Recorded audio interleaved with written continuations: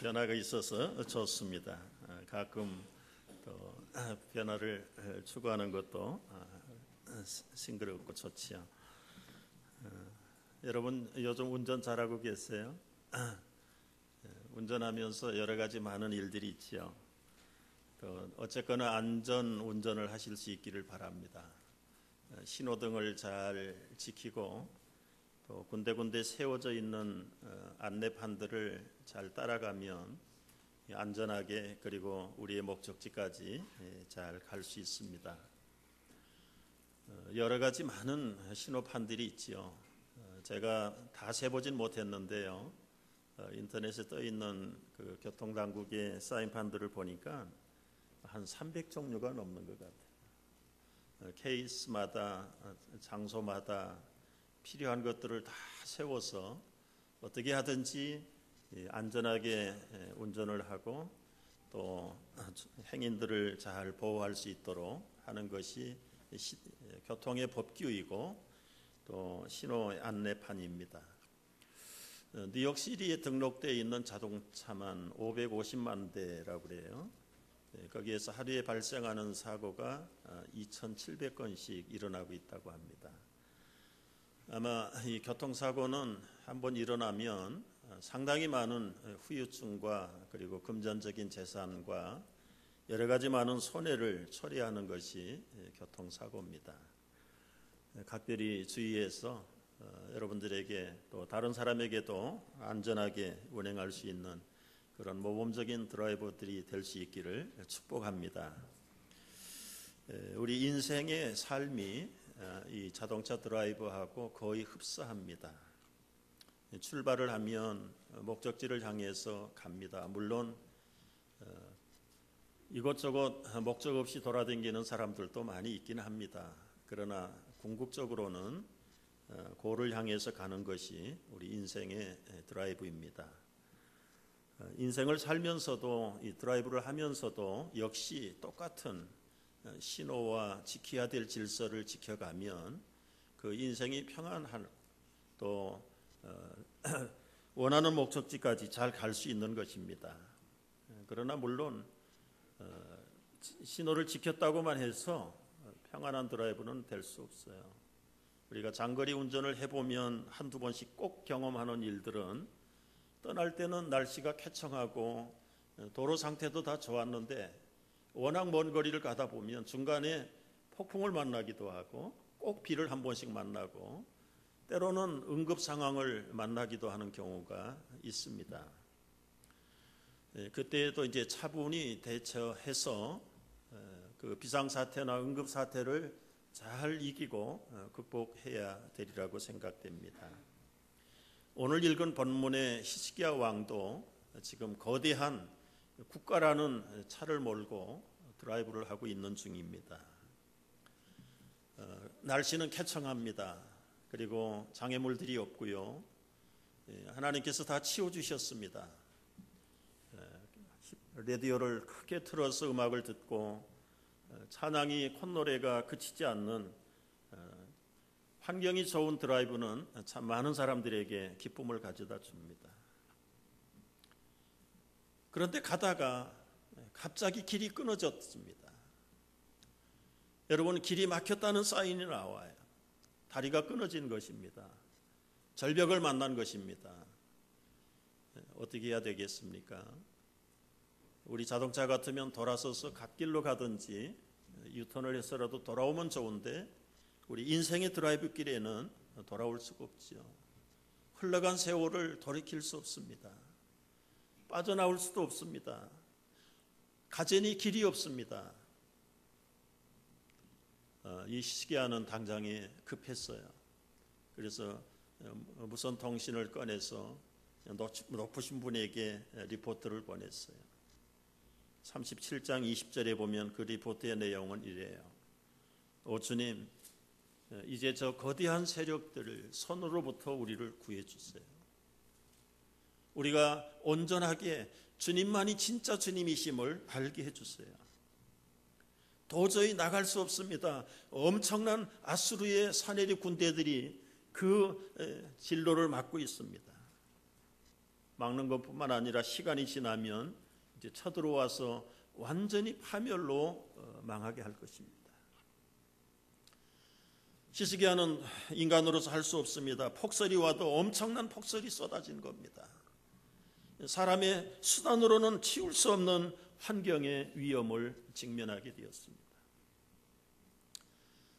높으신 분께 보고하고 다음 날 아침 눈을 떠봤더니 길이 깨끗하게 치워져 있습니다. 자그마치 18만 5천 명이나 되는 그 아시리아의 군사들이 하나처럼 남지 아니하고 다 쓰러져 그들의 앞길을 터놓았습니다. 다시 히스기야는 핸들을 잡고 찬양하며 즐겁게 국가를 이끌고 나갑니다. 37번 도로입니다. 37장의 내용들이에요. 그러나 그 37번 도로를 빠져나와서 38번으로 들어서자마자 이 엄청난 절벽을 또 만납니다. 1절에 들어서자마자 그때에 히스기야가 병들어 죽게 됐다고 그랬습니다. 깜깜한 절벽을 만났습니다. 여러분, 아무런 안내판 표시도 없었습니다. 비상사태를 만난 것이죠. 위로부터 지시가 떨어졌습니다. 너는 더 이상 살지 못한다. 이제 운전대에서 내리라는 거죠.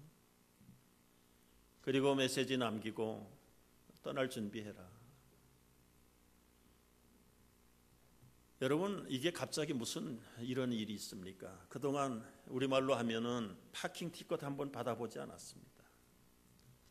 폴리스에게 걸린 적도 없습니다. 글자 그대로 모범 운전을 해온 히스기야입니다. 그 아버지, 할아버지, 선조들은 다 엉터리로 살았습니다. 국가를 말아먹은 사람들입니다. 하나님 앞에서의 관계를 절단해버린 사람들입니다. 히스기야는 그런 조상들이 물려주었던 그 쓰라린 아픔들을 다 바로잡고 개혁하고 회복했던 리더였습니다. 그런데 도대체 이제 운전대에서 내리라고 하시는 말씀이 무슨 말씀인지요? 그 앞에 나타나는 사인은 길이 없다는 사인이 있죠. 막혔다는 거예요. 어떻게 하면 좋죠? 여러분, 우리가 운전하다가 이런 길에 들어서면 참 어쩔 수 없어요. 돌려 나올 수 있든지 새길을 찾아서라도 빠져야 되는데 우리 인생은 지금까지 달려만 왔지 돌아갈 길이 없어요. 지나간 세월들을 다시 원위치로 돌릴 수 없어요. 나아갈 길이 없습니다. 막혔습니다. 다리가 끊어진 것입니다. 아니, 인생의 생명이 절단나는 순간입니다. 여기서 한번 생각해야 될 문제가 있죠. 악인 같으면, 불량 운전자 같으면 당연히 면허를 취소하고라도 그 차에서 끌어내릴 수 있습니다. 그런데 우리가 본 대로, 말씀드린 대로 히스기야는 지금까지 아주 모범적인 운전을 해온 사람이에요. 그런데 어떻게 선한 사람이 이렇게 악한 일을 만나게 되는 것입니까? 더더구나 이때는 한참 잘 나가던 때입니다. 그때가 한마디로 묶어서 설명하는데요, 나이가 들어서 떠날 때가 된 것도 아니에요. 지금 젊음 한창 나이입니다. 히스기야의 나이 39세 때 이런 엄청난 절벽을 만난 것입니다. 여러분, 여기서 생각하고 짚고 넘어가야 될 문제들이 있어요. 우리의 생명은 선과 악과는 관계가 없어요. 단적으로 얘기하면 악인들이 오래 사는 경우도 얼마든지 많고요, 선인들이 단명하게 살다가 간 사람도 얼마나 많은지 몰라요. 여러분, 오래 살았냐 짧게 살았냐 가지고 그 사람의 인생이 축복이냐 저주냐라고 평가하지 마세요. 그런 시각으로 본다면 예수님은 33년밖에 못 살았습니다.